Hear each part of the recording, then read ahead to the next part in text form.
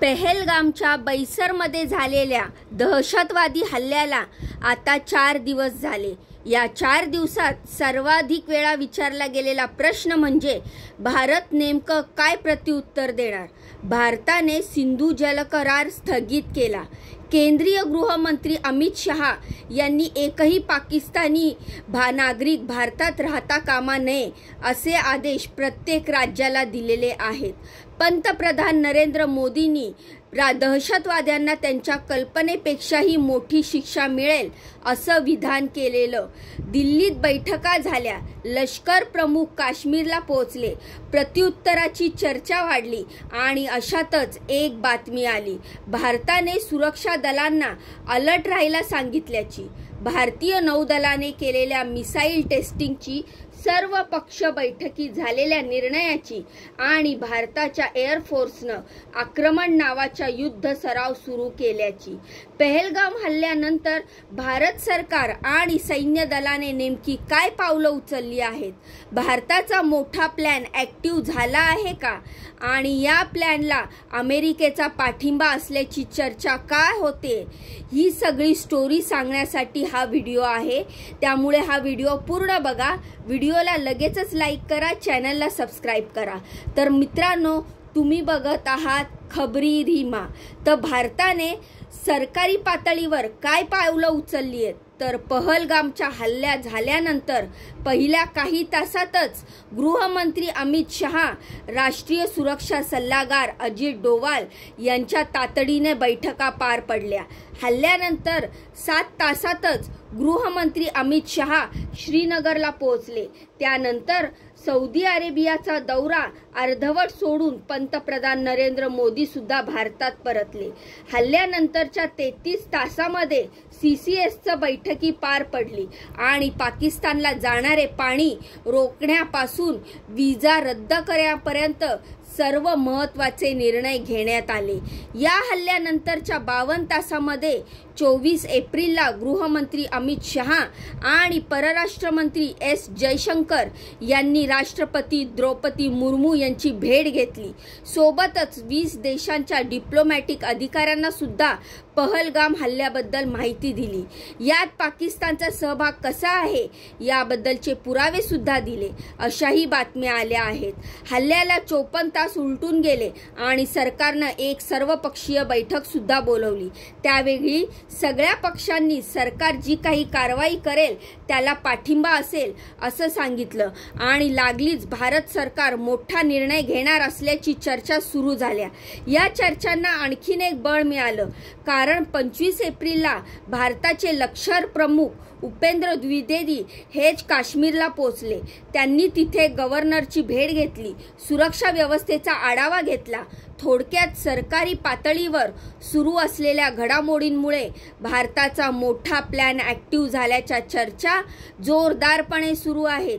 दुसऱ्या बाजूला काश्मीरमध्ये पहलगाम हल्ल्यात सहभाग असलेल्या अतिरेकींचा शोध सुरू होता।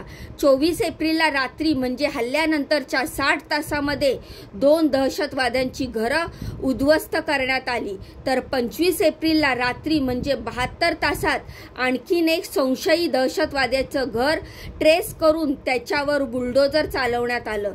भारतीय गुप्तचर यंत्रणांनी या कारवाईत असलेलं कराची कनेक्शन आणि LADचा सहभाग या दोन्ही गोष्टी अहवालातून समोर आणल्याचीही चर्चा झाली। LOCवर पाकिस्तानी सैन्यानं आणि काश्मीरच्या काही भागात दहशतवाद्यांनी गोळीबार केला, ज्याला भारताने चोख प्रत्युत्तर दिलं। यात LETचा एक कमांडर सुद्धा ठार झाला। पण या कारवाई इतकीच महत्त्वाची ठरली, भारताची युद्ध सज्जता। भारताने सुरक्षा दलांना सज्ज राहण्याचे आदेश दिलेत। सीमेवर हा अलर्ट तर दिलाच, पण महत्त्वाचं म्हणजे भारताच्या सुरक्षा दलांनी युद्ध सराव सुरू केलाय। पहलगाम हल्ला झाल्यानंतर फक्त 50 तासामध्ये भारताच्या हवाई दलानं डोंगराळ भागात आणि जमिनीवरच्या टार्गेट्सवर अटॅक करण्यासाठीचं ड्रिल पार पाडलं। हवाई दलाच्या अधिकाऱ्यांकडून हे रूटीन ड्रिल असल्याचं सांगण्यात आलंय, पण हे भारतीय हवाई दलाच्या युद्ध सरावाला आक्रमण ड्रिल म्हटलं जातंय, कारण या ड्रिलमध्ये आघाडीवर राफेल फायटर जेट्स होती. सोबतच हवाई दलाच्या ताफ्यात असलेले काही महत्त्वाचे फायटर जेट सुद्धा यात होते, ज्यामधून हे जरी रुटीन ड्रिल असलं तरी त्याचं महत्त्व आणि टायमिंग चर्चेत आलं. या ड्रिल वेळी भारताच्या वैमानिकांनी जमिनीवर आणि डोंगराळ भागात हल्ला करण्याचा सराव केला. यात एअरफोर्सच्या SA-30 MKI स्क्वॉड्रनचा समावेश होता. लांब पल्ल्याची उड्डाणं आणि दूरवरचे टार्गेट्स पाडणं या दोन्हीचा सराव झाल्याची माहिती आहे. या ड्रिल दरम्यान हवाई दलानं सुद्धा सज्जतेसाठी लागणारी उपकरणे उत्तरेकडच्या एअरबेसवर हलवली असल्याचंही सांगितलं जातंय. या सगळ्या ड्रिलवर हवाई दलाच्या सिनियर ऑफिसरचं बारकाईने लक्ष आहे. साहजिकच हवाई दलाचं हे हल्ल्यानंतरचं 50 तासात झालेलं आक्रमण ड्रिल चर्चेच्या केंद्रस्थानी आहे. 24 तारखेच्या दुपारीच म्हणजे जवळपास 50 तासानंतर भारतीय नौदलाने मिसाईलची टेस्ट केल्याची बातमी दिली. गायडेड मिसाईल डिस्ट्रॉयल केल्याच्या INS सुरतने 70 किलोमीटर अंतरापर्यंत मारक क्षमता असलेला आणि हवेतून हवेत मारा करणाऱ्या मिसाईलची टेस्ट केली. भारताने हे मिसाईल इस्रायल सोबत मिळून विकसित केलंय. त्यात त्यांची पश्चिम किनारपट्टी जवळ टेस्टिंग केल्याने आणि अरबी समुद्रात युद्धनौका तैनात केल्यानं पाकिस्तानला इशारा दिल्याची चर्चा होताना दिसते. फक्त एअरफोर्स आणि नेव्हीच नाही तर भारतीय लष्करानेही युद्ध सराव सुरू केल्याच्या लष्कर प्रमुखांनी बॉर्डरवरच्या लष्करी दलाच्या तयारीचा आढावा घेतल्याच्या बातम्या आहेत. थोडक्यात तीनही सुरक्षा दल हल्ल्यानंतरच्या पुढच्या 50 तासात ऍक्टिव्ह झाल्याचं स्पष्ट होतंय. आता भारत पाकिस्तानवर कुठल्या प्रकारे हल्ला करू शकतो तर 50 तासात झालेली तयारी बघता भारत हवाई हल्ला करू शकतो. कारण सीमेपलीकडे असलेल्या दहशतवादी लपण्याच्या जागा, लष्करी छावण्याचे अचूक कोऑर्डिनेट्स नक्की करून क्षेत्रपणात्र हल्ले केले जाऊ शकतात, असं मत तज्ज्ञांकडून व्यक्त करण्यात येते. सोबतच भारत थेट सैनिक युद्धभूमीवर उतरण्याच्या आधी शक्तिशाली इलेक्ट्रॉनिक उपकरणं आणि मानवरहित ड्रोनची मदत घेऊन पाकिस्तानवर हल्ले करू शकतो. यासाठी पाकिस्तानातले दहशतवाद्यांचे लपण्याचे अड्डे लोकेट करणं महत्त्वाचं ठरू शकतं. सीमा भागावर भारताने सुरक्षा दलांना तैनात केलंय. राजस्थानच्या सीमावर्ती भारतात सतर्कता आहे. सीमेवर सैन्य आहे म्हणजेच भारताकडे सर्जिकल स्ट्राईक करण्याचा पर्याय उपलब्ध आहे. उरी हल्ल्यात भारताने नियंत्रण रेषा ओलांडून दहशतवाद्यांचे अड्डे उद्ध्वस्त केले. त्यावेळी शिमला करार रद्द झाल्याने आणि अरबी समुद्रातही युद्धनौका तैनात असल्याने हा वापर सर्जिकल स्ट्राईक किंवा त्यापेक्षा मोठा पर्याय भारतासाठी खुला असल्याचं बोललं जाते. आता एका बाजूला सिंधू जलकरार स्थगित केला असल्याचं जाहीर केल्यानंतर पाकिस्ताननं उत्तर म्हणून दोन गोष्टी केल्या. सिंधू जलकरार रद्द करणं म्हणजे युद्धाचा इशारा देणं असं म्हणत त्यांनी गरज पडल्यास चीन आमची मदत करेल अशी वल्गणना केली. तर दुसऱ्या बाजूला पाकिस्तानने शिमला करार रद्द केला. शिमला करार रद्द झाल्याने LOCचं बंधन दूर झालं आणि भारत आता पाकिस्तानात घुसू शकणार या चर्चा वाढल्या. याच वेळी आर्मी चीफ यांनी LOCवर तैनात असलेल्या सैन्याची माहिती घेतली. NIAनं दहशतवाद्यांवरची कारवाई आणखीन कठोरपणे सुरू केली. अशातच रशियन टुडेने पाकिस्तानला भारतीय विमानांचा मार्ग नो फ्लाय झोनमधून घोषित केलाय. 2 अणुशक्ती संपन्न देशामध्ये काहीतरी मोठं घडणार असं ट्विट केल्याने युद्ध सज्जता, आंतरराष्ट्रीय मदत यावरून चर्चा व्हायला लागल्यात. या आंतरराष्ट्रीय मदतीचा मुद्दा गाजला. याला कारण ठरलं अमेरिकेच्या गुप्तचर संस्थेच्या प्रमुख तुलसी गबाड यांनी केलेलं ट्विट.